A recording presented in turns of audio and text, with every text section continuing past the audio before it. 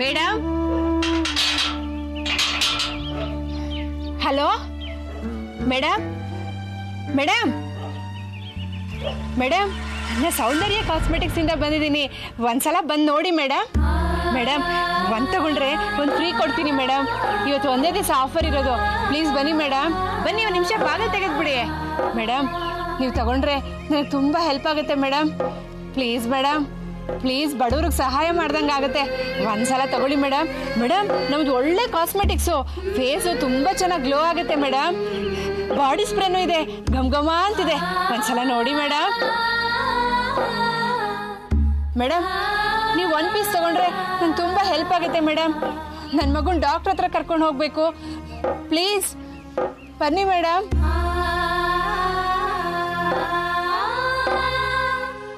Please help ಮಾಡಿ madam. ಒಂದ್ಸಲ ಬಂದು ನೀವು ನೋಡಿ ಮೇಡಮ್. ಮಗ ನಿಲ್ಸು. ನಮಗೆ ತುಂಬ ಫ್ಯಾಮಿಲಿ ಪ್ರಾಬ್ಲಮ್ ಇರುತ್ತೆ. ಒಂದ್ಸಲ ಬಂದು ನೋಡ್ಬೋದಲ್ವಾ? Hello, please madam.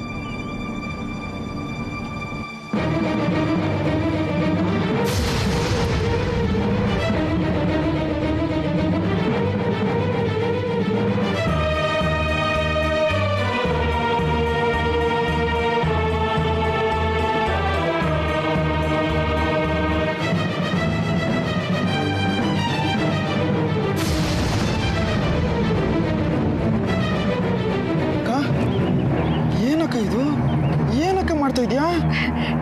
ನೋಡಿದ್ರೆ ಗೊತ್ತಾಗ್ತಿಲ್ವಾ ನಿಂಗೆ? ಕಾಸ್ಮೆಟಿಕ್ ಸೇಲ್ಸ್ ಮಾಡ್ತಾ ಇದ್ದೀನಿ. ನೀನ್ ಯಾಕೆ ಈ ರೀತಿ ಮನೆ ಸುತ್ತಿ ಕಾಸ್ಮೆಟಿಕ್ ಸೇಲ್ ಮಾಡ್ಬೇಕು?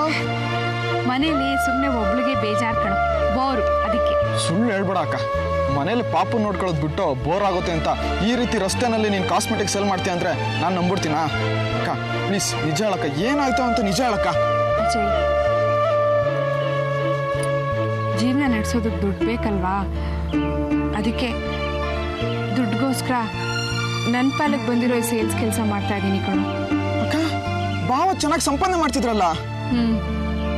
ಅವ್ರ ಸಂಪಾದನೆ ವೈಭವ ಎಲ್ಲ 2 ದಿವಸದ ಹಾರಾಟ ಅಷ್ಟೆ.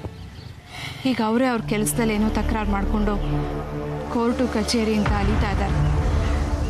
ಅವ್ರು ಸಂಪಾದನೆ ಮಾಡೋದು ಹಾಳಾಗೋಗ್ಲಿ, ಯಾರಾದರೂ ಅವರಿಂದ ದುಡ್ಡು ಕೇಳ್ಬಿಡ್ತಾರೇನೋ ಅಂತ ಎಲ್ಲರಿಂದನೂ ತಲೆ ತಪ್ಪಿಸ್ಕೊಂಡು ತಿರುಗ್ತಾ ಇದ್ದಾರೆ ಕಣೋ. ಅಕ್ಕ, ನೀನು ಮನೆಗೆ ಬಂದ್ಬಿಟ್ಟು ಈ ವಿಷಯನ ಅಪ್ಪ ಅಮ್ಮನಿಗೆಲ್ಲ ತಿಳಿಸ್ಬೋದಾಗಿತ್ತಲ್ಲ. ಇಲ್ಲ ಕಣೋ, ನಾನು ಮಾತ್ರ ಕಷ್ಟ ಅಂತ ಮನೆಗೆ ಬರಲ್ಲ. ನಾನು ಸುಖವಾಗಿದ್ದೀನಿ ಅಂತ ಅಲ್ಲೆಲ್ಲ ಸಂತೋಷವಾಗಿದ್ದಾರೆ. ನಾನು ಕಷ್ಟ ಅಂತ ಹೇಳ್ಕೊಂಡು ಆ ಸಂತೋಷನ ಹಾಳು ಮಾಡೋಕ್ಕೆ ನಂಗೆ ಇಷ್ಟ ಇಲ್ಲ ಕಣೋ. ನೋಡಜಯ್, ನೀನು ಅಷ್ಟೇ. ಈಗ ನಾನು ನೀನು ನೋಡಿದ್ದನ್ನ ಮರ್ತು ಬಿಡು, ಯಾರಿಗೂ ಹೇಳ್ಬೇಡ. ಹಾಗೇನಾದ್ರು ನೀನು ಹೇಳಿದ್ರೆ ನನ್ನ ಮೇಲೆ ಆಣೆ. ಸರಿ ಅಕ್ಕ. ಅಕ್ಕ, ಈ ಕಾಸ್ಮೆಟಿಕ್ ಇವಾಗ ಸೇಲ್ ಆಗ್ಬಿಡ್ತಾನೆ, ಕೊಡಕ್ಕ ಇಲ್ಲಿ. ನಾನು ಸೇಲ್ ಮಾಡ್ಕೊಡ್ತೀನಿ, ಕೊಡಕ್ಕ ಇಲ್ಲಿ, ಕೊಡಕ್ಕ ಇಲ್ಲಿ. ಬೇಡ ಬಿಡು, ಇದೆಲ್ಲ ಕಾಸ್ಮೆಟಿಕ್ಸು. ನಾನು ಬೆಳಗ್ಗೆಯಿಂದ ಸುತ್ತಿದ್ರೆ ಒಂದೂ ಸೇಲ್ ಆಗಿಲ್ಲ. ನೀನು ಹುಡುಗ, ನೀನೇನು ಸೇಲ್ ಮಾಡ್ತೀಯ? ನಾನೇ ಹೋಗ್ತೀನಿ. ಅಜಯ್, ನೀನು ಚೆನ್ನಾಗಿ ಓದಿ ದೊಡ್ಡ ಕೆಲಸಕ್ಕೆ ಸೇರ್ಕೋಬೇಕು. ಆಮೇಲೆ ನನ್ನಂಥ ಕಷ್ಟದಲ್ಲಿರೋ 10 ಜನಕ್ಕೆ ಈ ಸಹಾಯ ಮಾಡಬೇಕು. ಸರಿ ಅಕ್ಕ, ಬರ್ತೀನಿ ಕಣೋ, ಗೊತ್ತಾಗುತ್ತೆ. ಆಯ್ತಕ್ಕ.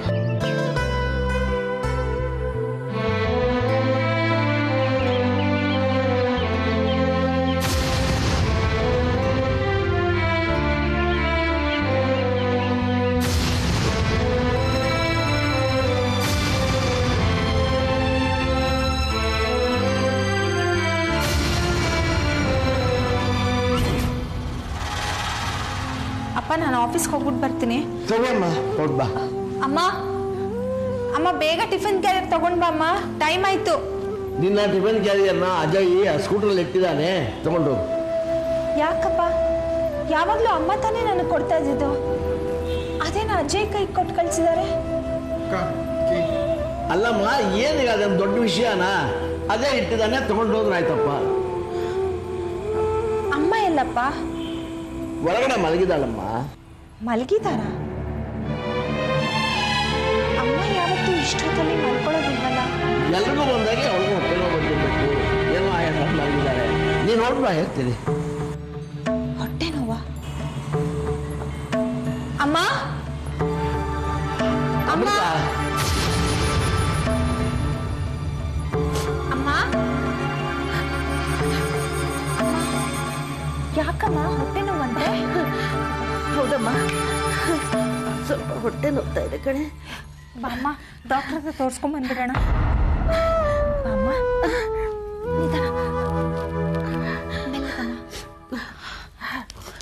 ಅಮೃತ,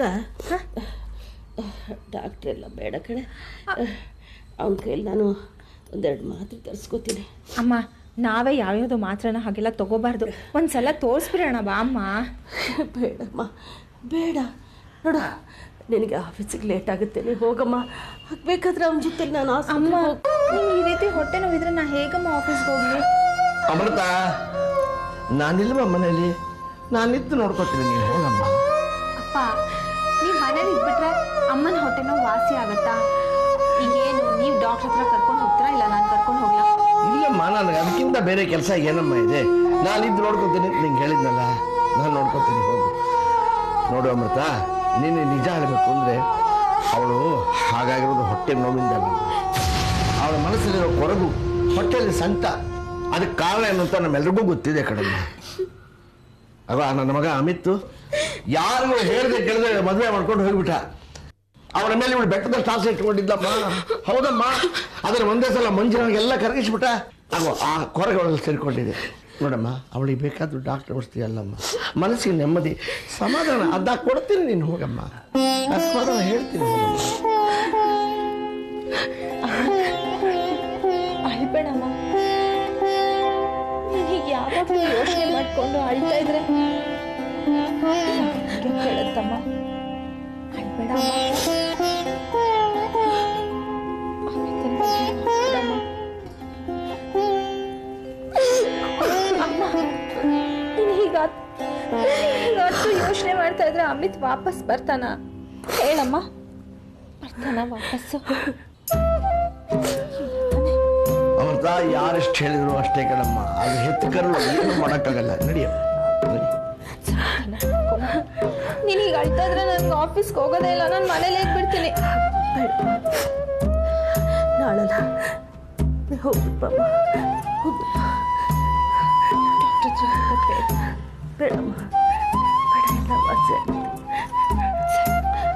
ರೆಸ್ಟ್ ತಗೋ.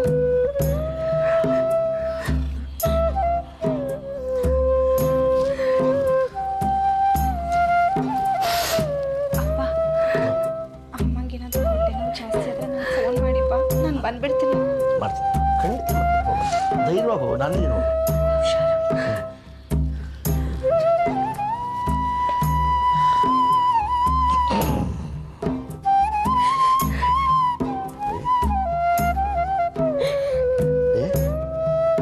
ಸಮಾಧಾನ ಮಾಡ್ಕೊಳ್ಳಿ. ಎಷ್ಟು ಕೊರೈತಿ ಅದಕ್ಕೋಸ್ಕರ ನೀನು ಗಂಜಿ ಮಾಡೋದು ಅನ್ಕೊಳ್ಳೇನೆ ಸ್ವಲ್ಪ ಸಮಾಧಾನ ಆಗುತ್ತೆ.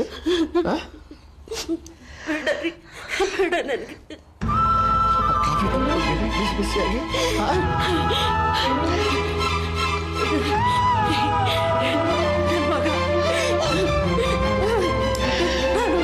ಸಾಕು.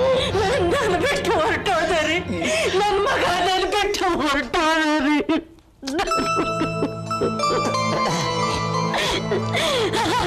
ಸಾಕು ಸಾಕು. ನಮ್ಮನ್ನೆಲ್ಲ ನೋಡಿ ಬೇರೆ ಮಕ್ಕಳು ಯಾರೇ, ನೀವು ಆದ್ರೆ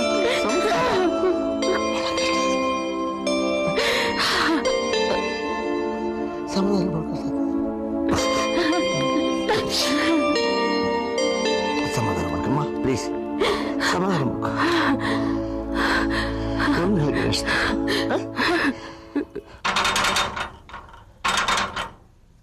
madam, madam,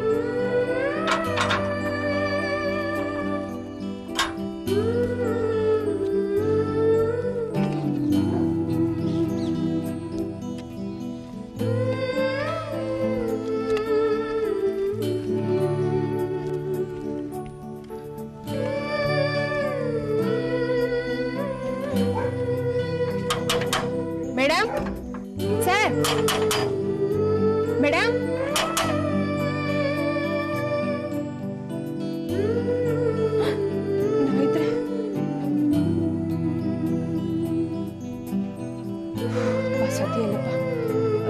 madam madam sir hello madam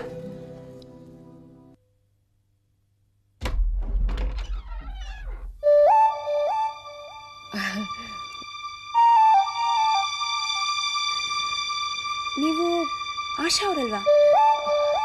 ಹ್ಞೂ ನೀವು?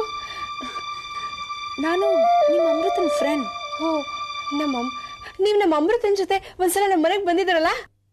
ನಿಮ್ಮ ಹೆಸರು? ನನ್ನ ಹೆಸರು ವಾಸಂತಿ ಅಂತ. ಓ ವಾಸಂತಿ ಅವರಾ? ಈಗ ನೆನಪಾಯ್ತು ಬಿಡಿ. ಅಮೃತ ಯಾವಾಗಲೂ ನಿಮ್ಮ ಬಗ್ಗೆ ಹೇಳ್ತಾನೆ ಇರ್ತಾಳೆ. ನಿಮ್ದೇ ನಮ್ಮ ಮನೆ ತುಂಬ ಚೆನ್ನಾಗಿದೆ ರೀ. ಇಲ್ಲ, ನಾನಿಲ್ಲಿ ಪೇಯಿಂಗ್ ಗೆಸ್ಟ್ ಆಗಿದ್ದೀನಿ. ಮೊದಲು ಬೇರೆ ಕಡೆ ಇದ್ದೆ, ಅದು ಸ್ವಲ್ಪ ತೊಂದರೆ ಆಯಿತು. ಅದಕ್ಕೆ ರೀಸೆಂಟಾಗಿ ಇಲ್ಲಿಗೆ ಬಂದಿದ್ದೀನಿ. ಅದು ಬನ್ನಿ ಒಳಗೆ ಬನ್ನಿ. ಅಲ್ಲ ನಾನು ಬನ್ನಿ ಒಳಗೆ ಬನ್ನಿ. ಹಾಂ ಥ್ಯಾಂಕ್ ಯು.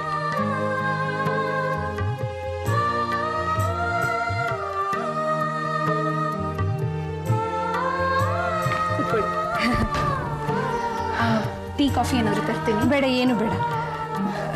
ಸ್ವಲ್ಪ ತಗೊಳ್ಳಿ. ಇಲ್ಲ, ನೀವು ಪಾಪ ಹೊರಗಡೆ ಹೊರಟಿದ್ರಿ. ಏನೋ ತಂದಿರೋ ಹಾಗಿದೆ. ಇದೆಲ್ಲ ಕಾಸ್ಮೆಟಿಕ್ಸು. ನೀವು ಕಾಸ್ಮೆಟಿಕ್ಸ್ ಯೂಸ್ ಮಾಡ್ತೀರಾ ಅಲ್ವಾ? ಇದು ತುಂಬ ಒಳ್ಳೆ products. Shower gel, face cream ಎಲ್ಲ ಇದೆ. ಸ್ಕಿನ್ ಇಂಪ್ರೂವ್ ಮಾಡೋಕ್ಕೂ ತುಂಬ ಪ್ರಾಡಕ್ಟ್ಸ್ ಇದೆ. ಇದೆಲ್ಲ ಅಂಗಡಿಯಲ್ಲಿ ಸಿಗೋದಿಲ್ಲ. ಮನೆ ಮನೆಗೆ ಹೋಗಿ ಡೈರೆಕ್ಟಾಗಿ ಸೇಲ್ಸ್ ಮಾಡ್ತೀವಿ. ನೀವು ಈ ಪ್ರಾಡಕ್ಟ್ಸ್ನೆಲ್ಲ ಸೇಲ್ ಮಾಡ್ತಿದ್ದೀರಾ? ಹೌದು, ದಿನ ಒಂದೊಂದು ಏರಿಯಾ ಅಂತ ಹೇಳಿರ್ತಾರೆ. ಇವತ್ತು ಈ ಏರಿಯಾ, ಅದಕ್ಕೆ ಇಲ್ಲಿಗೆ ಬಂದಿದ್ದೀನಿ. ನೀವಿಲ್ಲಿದ್ದೀರಾ ಅಂತ ನನಗೆ ಗೊತ್ತಿರಲಿಲ್ಲ. ನನ್ನ ಹತ್ರ ಯಾವುದಾದ್ರೂ ಪ್ರಾಡಕ್ಟ್ ತಗೊಂಡ್ರೆ ನನಗೆ ಬೋಣಿ ಆಗುತ್ತೆ. ನೋಡಿ, ನನಗೀಗ ಚಾಯ್ಸ್ ಮಾಡೋಷ್ಟು ಟೈಮ್ ಇಲ್ಲ. ಇರೋದ್ರಲ್ಲಿ ಚೆನ್ನಾಗಿರೋದು ಯಾವುದಿದೆಯೋ ಅದನ್ನು ನೀವೇ ಕೊಟ್ಬಿಡಿ, ನಾನು ನಿಮಗೆ ಪೇ ಮಾಡ್ತೀನಿ. ಹೌದಾ? ಹಾಗಾದರೆ ಇದನ್ನು ತಗೊಳ್ಳಿ. ಇದು ಬಾಡಿ ಲೋಷನ್ನು, ತುಂಬ ಚೆನ್ನಾಗಿದೆ. ಎಲ್ಲರೂ ಕೇಳಿ ಇಸ್ಕೋತಾರೆ. ಇದು ಅಷ್ಟೇ, ಇದು ಶವರ್ ಜೆಲ್ಲು, ತುಂಬ ಮೂವ್ ಆಗುತ್ತೆ. ನೀವು ಇದನ್ನು ಉಪಯೋಗಿಸಿ. ಇಷ್ಟ ಆದರೆ ಇದನ್ನೇ ತಂದು ಕೊಡ್ತೀನಿ, ಇಲ್ಲದೆ ಹೋದರೆ ಬದಲಾಯಿಸಿ ಕೊಡ್ತೀನಿ. ಸರಿ, ಎಷ್ಟಿದಕ್ಕೆ? 230 ರೂಪಾಯಿ. ನೀವು ನಂಗೆ 200 ರೂಪಾಯಿ ಕೊಡಿ ಸಾಕು. ಅಮೃತನ ಫ್ರೆಂಡ್ ಅಲ್ವಾ, ರಿಡಕ್ಷನ್ ಇದೆ. ಸರಿ.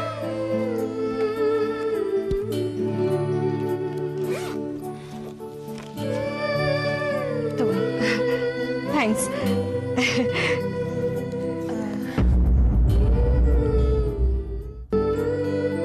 ನೀವು ತಪ್ಪು ತಿಳ್ಕೊಳ್ಳಲ್ಲ ಅಂದರೆ ನಾನು ನಿಮ್ಗೊಂದು ಮಾತು ಕೇಳಲ್ಲ?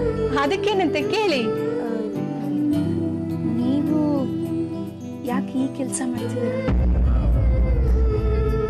ಜೀವನ ಮಾಡೋಕ್ಕೆ ನನ್ನ ಗಂಡ ತುಂಬ ಸಾಲದಲ್ಲಿ ಸಿಕ್ಕಾಕೊಂಡ್ಬಿಟ್ಟಿದ್ದಾರೆ.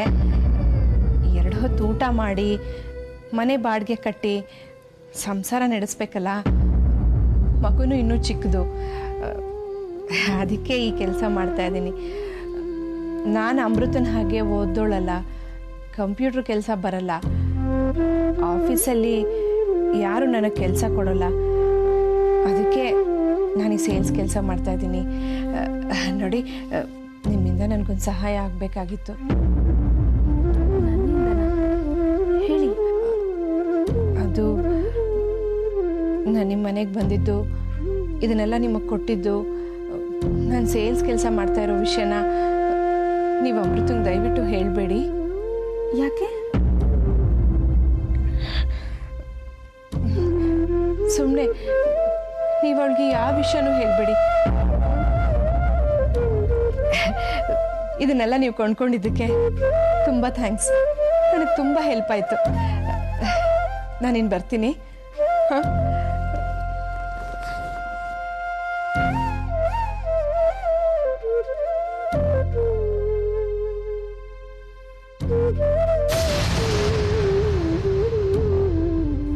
ಅಕ್ಕನ ಜೀವನ ಸೆಟ್ಲ್ ಆಯಿತು, ಅವ್ರ ಗಂಡ ಬಂದು ಕರ್ಕೊಂಡು ಹೋದ್ರು, ಚೆನ್ನಾಗಿದ್ದಾರೆ ಅಂತೆಲ್ಲ ಹೇಳಿದ್ಲಲ್ಲ ಅಮೃತ.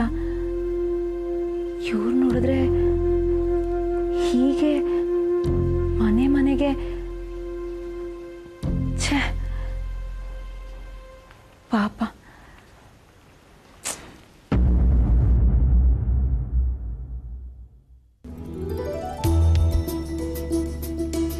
Good morning madam. Good morning Karthik. Good morning. Good morning.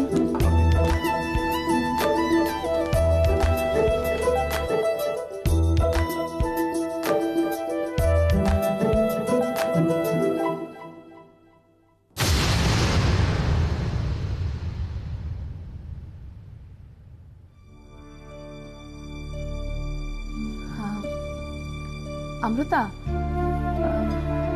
ನಿಮ್ಮ ಅಕ್ಕ ಆಶಾ ಈಗ ಅವಳ ಗಂಡನ ಮನೇಲೇ ಇದ್ದಾಳೆ ಅಂತ ಹೇಳಿದ್ದೆ ಅಲ್ವಾ? ಹೌದು ವಾಸಂತಿ, ಕಡೆಗೂ ಅವಳ ಗಂಡ ರಿಯಲ್ ಎಸ್ಟೇಟ್ ಬಿಸ್ನೆಸ್ನಲ್ಲಿ ಒಂದಷ್ಟು ದುಡ್ಡು ಮಾಡಿ ಬೇರೆ ಮನೆ ಮಾಡಿ ಹೋಗ್ತಾ ಹೆಂಡತಿನೂ ಮಗುನೂ ಕರ್ಕೊಂಡು ಹೋಗೋಷ್ಟು ದೊಡ್ಡ ಮನ್ಸು ಮಾಡ್ದ ಆ ಪುಣ್ಯಾತ್ಮ.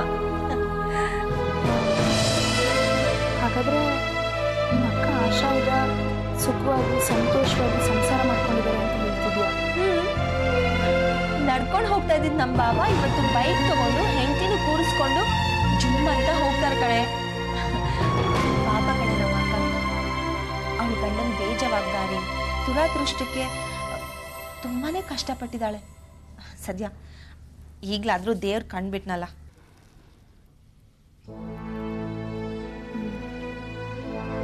ಇಲ್ಲ ಅಮೃತ,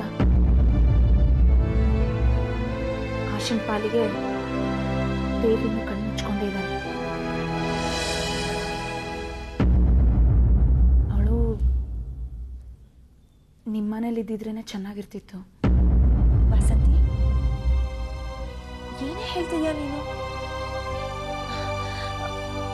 ಪಾಪ ಕಣೆ ನಮ್ಮ ಅಕ್ಕ, ಗಂಡ ಇದ್ದು ಗಂಡನ ಮನೇಲಿ ಇಲ್ಲದೆ ತವ್ರ ಮನೆಗೆ ಭಾರವಾಗಿದ್ದೀನಲ್ಲ ಅಂತ ಎಷ್ಟು ಕೊರಗ್ತಾ ಇದ್ಲು ಗೊತ್ತಾ?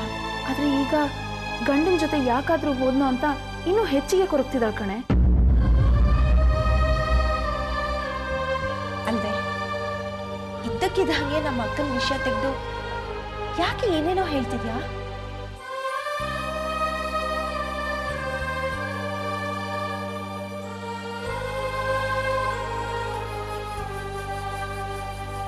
ನಾನು ಏನೇನೋ ಹೇಳ್ತಿಲ್ಲ ಅಮೃತ, ಇರೋ ಸತ್ಯನೇ ಹೇಳ್ತಿದ್ದೀನಿ. ನಿಮ್ಮ ಅಕ್ಕ ಈಗ ಭಾವನ ಜೊತೆ ಬೈಕ್ನಲ್ಲೋ ಕಾರ್ನಲ್ಲೋ ಖುಷಿಯಾಗಿ ಓಡಾಡ್ತಿಲ್ಲ ಕಣೆ. 2 ಹೊತ್ತಿನ ಊಟಕ್ಕೋಸ್ಕರ ಬಿಸಿಲಲ್ಲಿ ಭಾರ ಹೊತ್ಕೊಂಡು ಬೀದಿ ಅಲಿತಿದ್ದಾಳೆ.